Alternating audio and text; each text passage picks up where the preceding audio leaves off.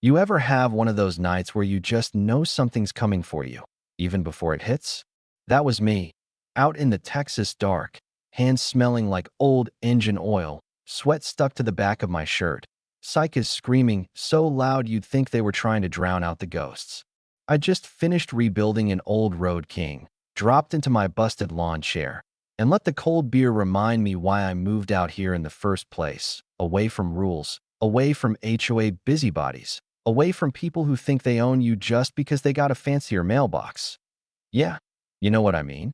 But the universe, she's got a wicked sense of humor. Right as the cap pops on that shiner, I catch this shadow slicing across my gravel drive. Tall, chin up, marching like she's got God on speed dial. It's Karen Lell, queen of the Maple Grove Estates HOA, bringing her sniveling little assistant behind her like a purse dog.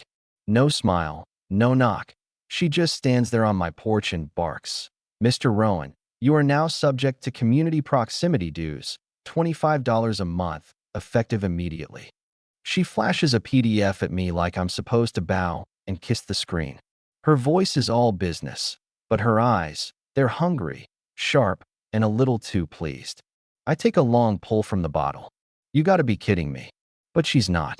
They've cooked up some external influence compensation garbage, claiming my property, just because it's next to theirs, owes them money to keep their property values up. Not a single word about my rights.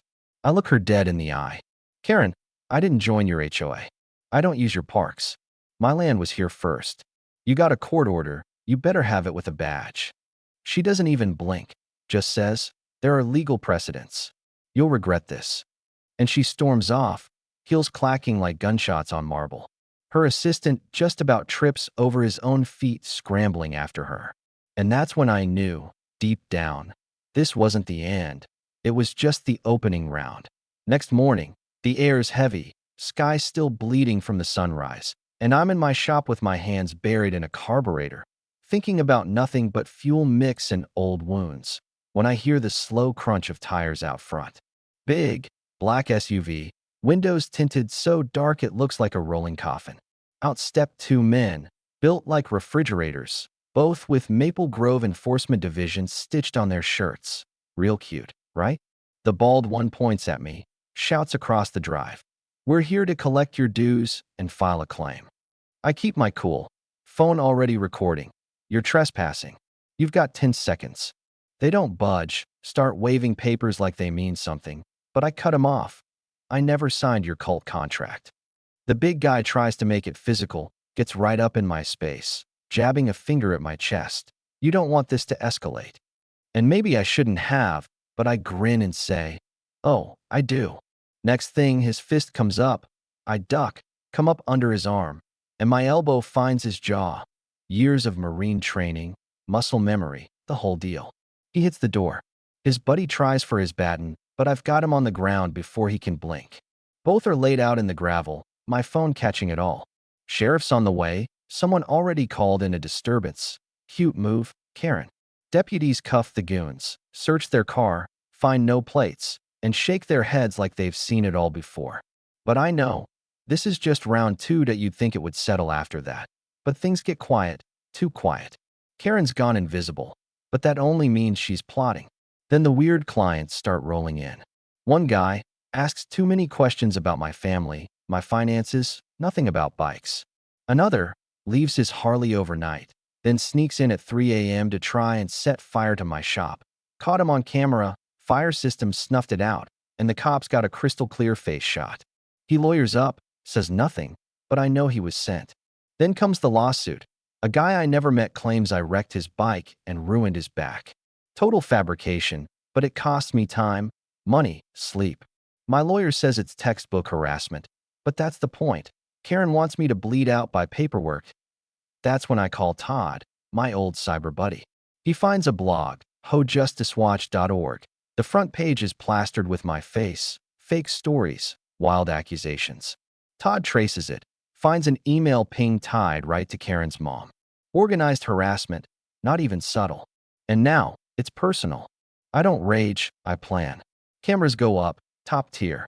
I turn my YouTube channel into no HOA zone and lay it all out, facts and footage, calm voice, no drama. The story blows up overnight. Turns out there's an army of people out there getting bulldozed by power-mad HOAs. The comments, the messages, they roll in like thunder. People share their stories, their evidence, their scars. Then, twist, Larry Costello, former HOA treasurer, reaches out. Says he's got the goods on Karen. Real receipts, emails, proof she's been skimming HOA money for spa trips, her kids' school, wine tastings in Napa labeled as landscaping enhancement. He gives me a folder thick as a Bible. My lawyer's eyes light up. Now we go on the attack. We file for a full audit. Karen panics, tries to block it, but the judge isn't having it. Audit team goes in, cracks her books wide open. Thousands spent on luxury, security contractors, even the goons that tried to muscle me. News breaks, board members resign. One even comes by the shop to apologize, says he never read the fine print. Trusted Karen. Feels like a fool that we subpoena her emails. Find one sent just days before the attack, telling her assistant to apply pressure and make it clear we're serious. Her lawyer tries to spin it, but it's over. The audit finds document forgery, wire fraud, embezzlement, enough to burn the whole HOA to the ground. The jury sees the footage, hears the stories, reads her emails, and hands down the verdict. Every count in my favor. Damages over $1 million. Karen's up for criminal charges. Maple Grove HOA, disbanded by state order. Their sign comes down. My new one goes up. Private property, no HOA zone. Trespassers prosecuted or worse. It gets so much attention, folks come by just to take selfies with it. Hell, even the sheriff brings me a six-pack. And just when I think it's all winding down, a kid stops by, says his mom used to be on the board, thanks me for standing up. You scared the hell out of them, he says. I tell him, never start a fight you can't finish, and always record everything. He laughs, and for the first time in a long time, I feel like the neighborhood can breathe again. But you know, freedom always comes with a price. And there are folks out there right now, fighting the same fight, facing the same monsters behind nice lawns and rules about mailbox paint. Oh, let's not pretend this is just about me, or Karen, or some busted sign on a Texas back road. It's about standing your ground, even when the whole world wants you to sit down.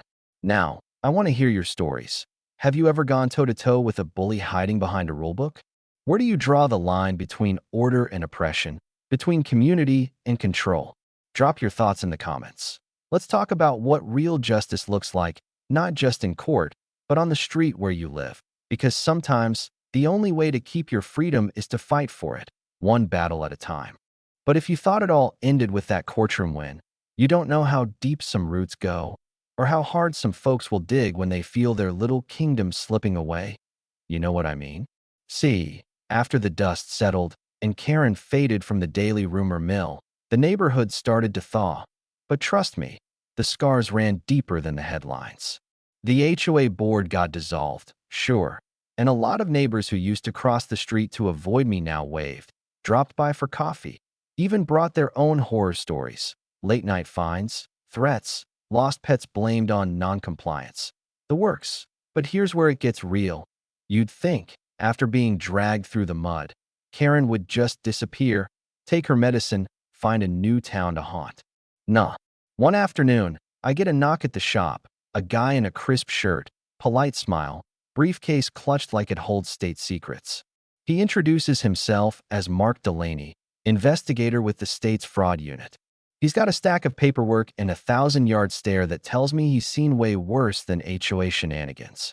Mind if I sit? He asks, and when I nod, he looks around like he's expecting someone to jump out the rafters.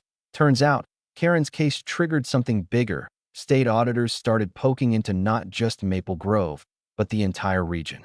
He shows me a map, points out 7 other neighborhoods under investigation for, you guessed it, embezzlement, illegal security operations, the whole 9 yards.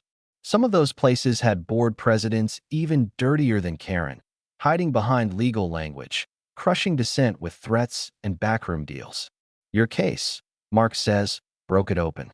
We had complaints for years, but never the proof. Until now. Let me back up a sec, because this is where things start turning sideways.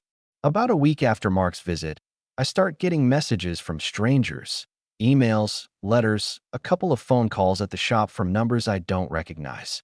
Most are thankful, sharing stories of their own fights with HOA bullies. But a few? Not so friendly. One night, someone throws a brick through my window. Another, my tires get slashed, twice. Both times, security cameras catch a figure in a hoodie, nothing clear enough for an ID, but the message is obvious. Keep your mouth shut. Cute, right? Now, if you know anything about me by now, you know I don't scare easy. But my family, my daughter and grandkids, they're worried. I double down on security, set up a few more cameras, get the sheriff to drive by more often, even by the meanest looking dog I can find at the shelter. Named him Karma. Every time he barks at the gate, I feel a little bit safer, not gonna lie. Twist comes from the unlikeliest place. A former HOA board member from a town up north.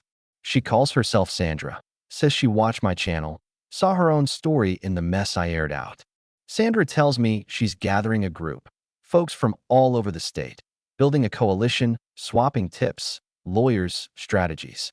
They want to lobby the legislature, put real teeth in the laws to protect homeowners from HOA abuse. You up for a fight bigger than your own? She asks, her voice tired but determined. I think about it for a beat. Yeah, Sandra, let's give them hell. And just as this new crusade is firing up, guess who resurfaces? Karen, or what's left of her reputation, pops up online. She tries to spin the whole saga as a vendetta against her, paints herself as the victim of a violent ex-Marine, even manages to get a couple of local blogs to run her side. I let it ride at first, figured folks would see through it, but a few start biting. Some accuse me of bullying, claim I used my military background to intimidate a helpless HOA leader. You know what? I finally say on camera, let's put it all out in the open. I share everything. Emails, court docs, raw footage, let people decide for themselves. The comments explode, half the town argues in my DMs, but at least the truth's out there, no filter. Meanwhile, the audits keep rolling. The state finds millions misused by boards all over Texas, country clubs, private schools, trips to Vegas, all paid for with neighbors' dues. Media latches on, and suddenly, the no HOA zone is more than a channel, it's a movement. Folks are running for their own boards, turning up at meetings, cameras rolling, not taking no for an answer. The sheriff tells me there's a statewide hotline for HOA abuse now, first of its kind. Maybe it's not the end, but it's a damn good start. So what now? Well, business is booming. New clients, new friends, even the occasional hate letter, kept for laughs. Sometimes, I'll look at the old gate, see the new sign, and think about how close I came to just paying the damn fine, keeping my head down. But then I remember every handshake, every neighbor who found their voice because I refused to shut up. And yeah, maybe there'll always be another Karen, another board, another battle, order versus freedom, rules versus living. But that's the real American story, isn't it? We fight, we fall, we stand up again, and sometimes, just sometimes, we win one for the little GUY.SO. Let's keep the fire burning. What about you? Ever fight back and change the story for your whole community? Where's your line in the sand? Hit the comments, share your war stories, your victories, your scars. Let's make sure they know. Out here, we stand together and we don't back down. Not ever.